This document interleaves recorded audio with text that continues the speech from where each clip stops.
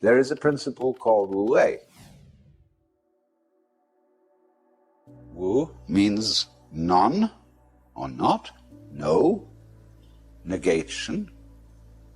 Wei has a combination of meanings. It can mean action, making, but the best translation I have found for it is forcing.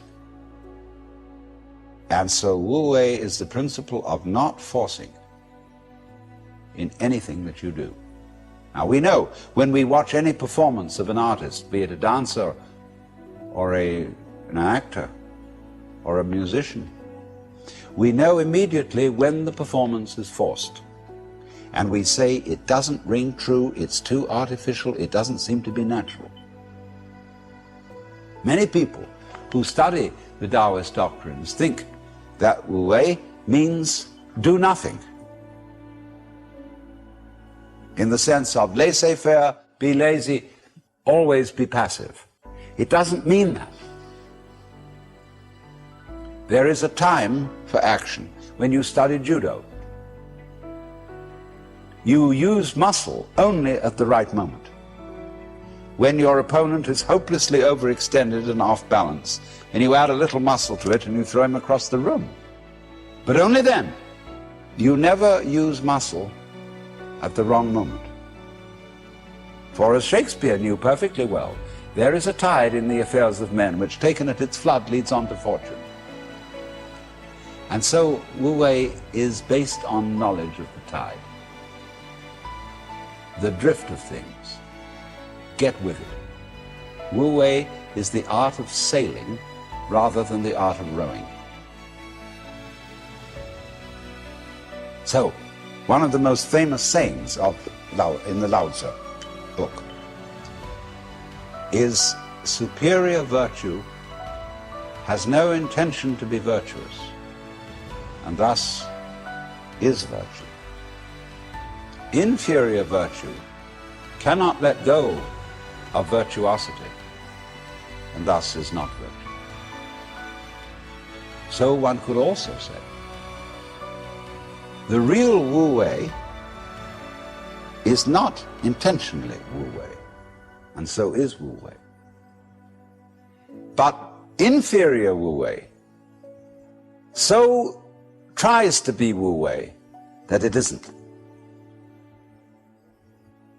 In other words, this is saying Wu Wei is not a matter of cultivated passivity or even of cultivated spontaneity, because there are people who think that they are released, that they have realized that they are the Tao, as all of us in fact are, or that you are, to put it into Vedanta terms, every one of us is the Brahman, the eternal self of the universe, beyond all description or classification or thought. And say, okay, baby, I'm that. Now I'm going to have a ball.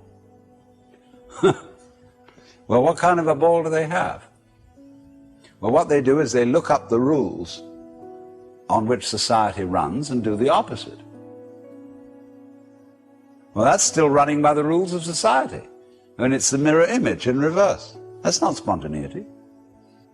You have to be able to realize that you don't know what you really want to do until you are very quiet and it tells you. See, we are in heaven now because the earth is a spaceship and heaven is space. What is called in Chinese Gung, Japanese Gu, the void. That's what is important. Most of us don't know this. Space. It comes down to space always. Space, which nobody can define, nobody can imagine, appears to be nothing, is the foundation of the universe. But you have to become again as a child to see that. Now you go back to your childhood. What were the fascinating things? What's out there? What's beyond the stars? How long does it go on? And Mama said, It goes on always and always and always. The child wonders. He's excited that this is something that never ends. Then the child asks about time. How long ago is long ago? Well, the Bible says that in the beginning God created the heaven and the earth. Well, what did God do before he did that? Well, as one person said, he sat up thinking punishments in hell for people who ask silly questions. But still, that's only a joke.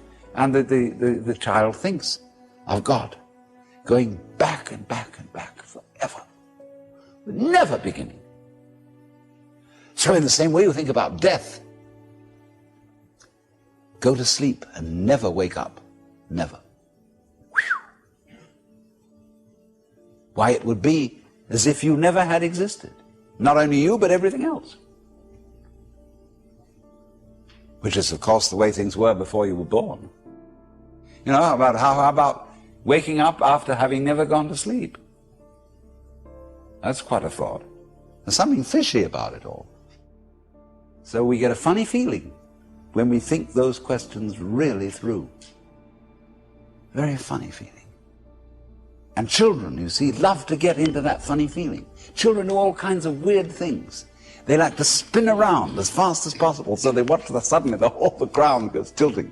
They do this thing giddy, giddy, giddy, giddy with their eyes, and they go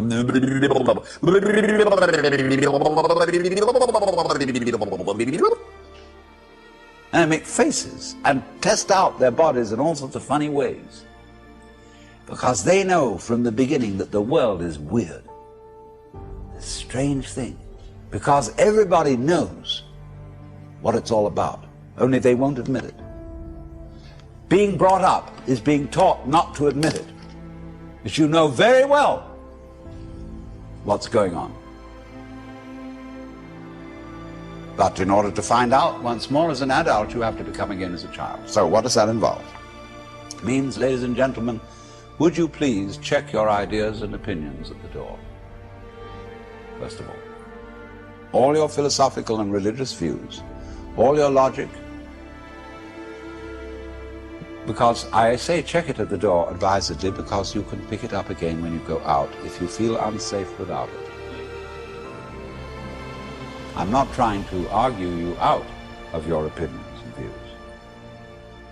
I'm merely suggesting that for the sake of an experiment, you temporarily suspend them and view what is as if you didn't even know how to talk.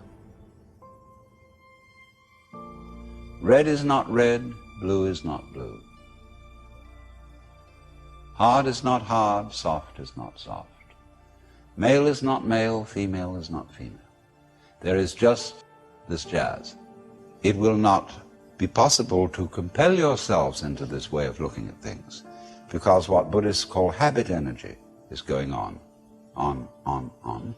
And as I talk to you, you will find yourselves thinking in a compulsive and habitual way, this is red, this is green, this is something, this is nothing, this is solid, this is space. All right, but treat those thoughts that are going on in your head in exactly the same way as if they were, see? That's all they are. Like shapes in the spray as the sea breaks on the rocks. Now, please don't get agitated that this is an anti-intellectual point of view, that this is undermining the value of logic and reason and so on.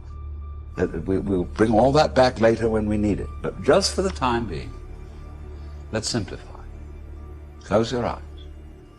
Listen. What do you really and truly, honestly hear?